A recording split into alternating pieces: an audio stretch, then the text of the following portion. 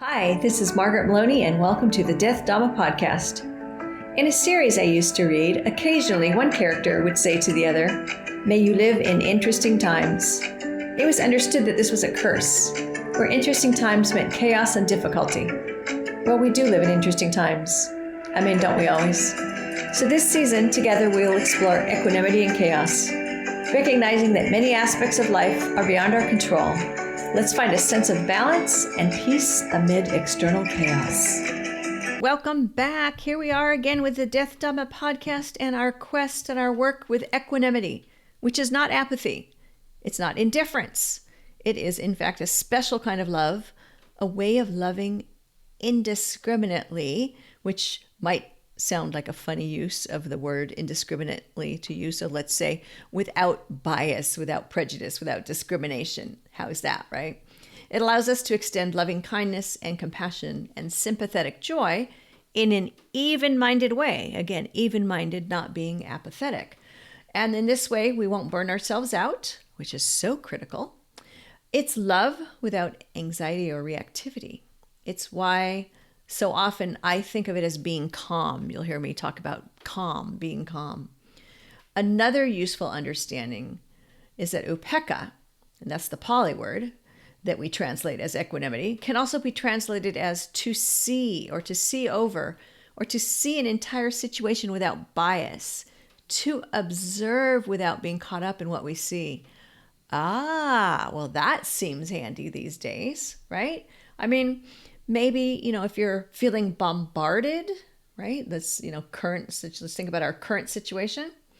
And in terms of feeling bombarded and what's happening, and I am specifically talking about politics here in the United States, remember that this is a purposeful strategy meant to wear us out, to try and get away with, I'll say, as much as possible, as quickly as possible, and to try to move us to a place of either acceptance or weariness or both.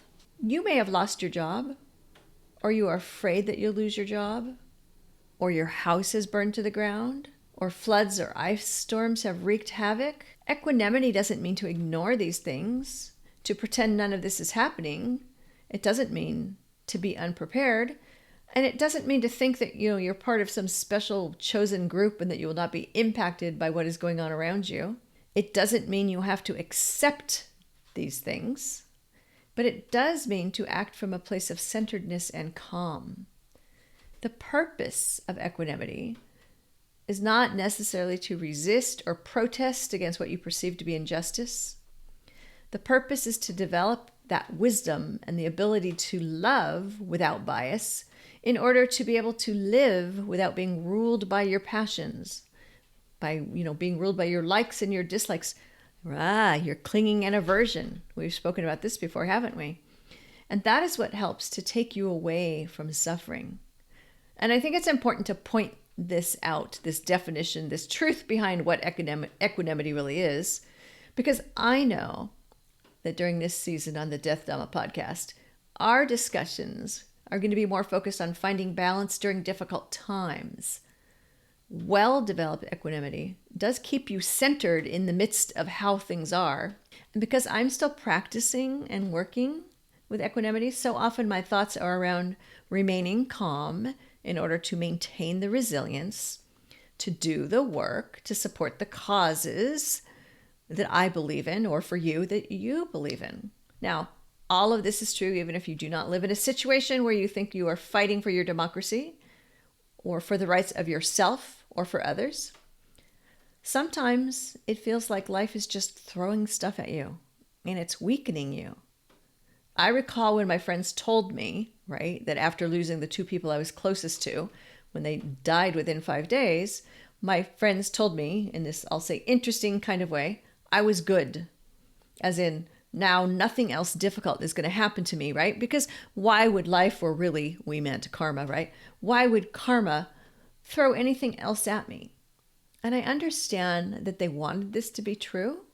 And sure, I would like that to have been true also. But we don't know. There are no promises and guarantees. So build your strength. And by strength, I mean your ability to take what karma is throwing at you and to accept it as calmly as possible. There will be wobbles, right? Okay, what do I mean by wobbles? By wobbles, I mean those moments where you feel freaked out or mad or sad or frightened or apathetic or any and all of those things and more. I'm struck by an odd analogy, so thank you for humoring me. If you watch sports, let's say baseball or American football, there's this moment. The ball is in the air. It's coming towards your favorite team member, and you don't know if he or she is going to make this catch. It's not an easy catch. This is a difficult play. And you see your team member reach out. You see the ball in his or her hand. And for a split second, this could go either way, catch or drop. But he or she makes the catch. And the reason that he or she makes the catch is all of the practice, all of the training that has come before this moment on the field. So equanimity and having the wobbles, if you will, is, you are the player. The ball is coming your way, and you are pretty sure you can make the catch. But as you grab the ball, there is the moment where you feel it slipping out of your hands. But then you have it. With equanimity, this trying situation occurs, something difficult happens, right? And upsetting emotions start to surface. And then you take a deep breath and you can acknowledge that this thing has happened. And since now we are speaking about equanimity and not sports, it might take more than a deep breath. It may take time on the cushion or a walk out in nature, a call to a friend, or a moment with your furry four-legged friend. That's your practice. That's your training. Keep with it. Do not let anything deter you from the path. As the Buddha says, life is short. Practice ardently. In this sports equanimity analogy, I mentioned a difficult play. Not just something easy like the ball comes right to you, or to your player, slowly and right into their hands. But guess what? Sometimes the easy play, the easy catch, it gets missed, right? We call those errors typically. To the shock and dismay of your player and the fans, the play is flubbed. Some days a relatively minor thing might cause you to lose your cool. You miss the green light. You drop your coffee. Nothing that's going to change your life or your world, but somehow you let it take control of your emotions. This too is part of your practice. How to consistently handle the everyday. In his famous quote, Anton Chekhov delivers a profound insight into the human experience by stating, "Any idiot can face a crisis. It's day-to-day living that wears you out." True enough. The theory is that we can all rise to the occasion when faced with difficulty, when faced with a life-altering event. We can tap into hidden reserves of courage and determination and strength. But the mundane and the monotony of everyday life gradually erodes our energy and our enthusiasm, leading to weariness and exhaustion. So on the field, your player pulls on all of his or her or their strength to make that difficult catch, and then misses the obviously easy play. This brings some things up for me. Eventually, if faced with a crisis every day, you might weaken. And if every day you are faced with a crisis, if this becomes the day-to-day, then it will wear you out. But it doesn't always have to wear you out.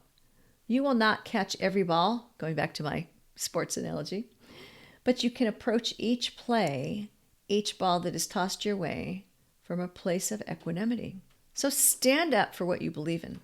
Take care of yourself. Take care of your loved ones, and help to take care of those who are unprotected. Work on your equanimity so that you can do all this from a place of calm. This will help you keep your focus, and this will help you keep and build your resilience. And as you have and will continue to hear me say, pace yourself. You've been listening to the Death Dhamma Podcast with your host, Margaret Maloney. Thank you so much for being here. Come find me on margaretmaloney.com, margaretmeloni.com. And until we meet again, may you be well, may you be happy, may you be at ease, and may you be free from suffering. Bye for now.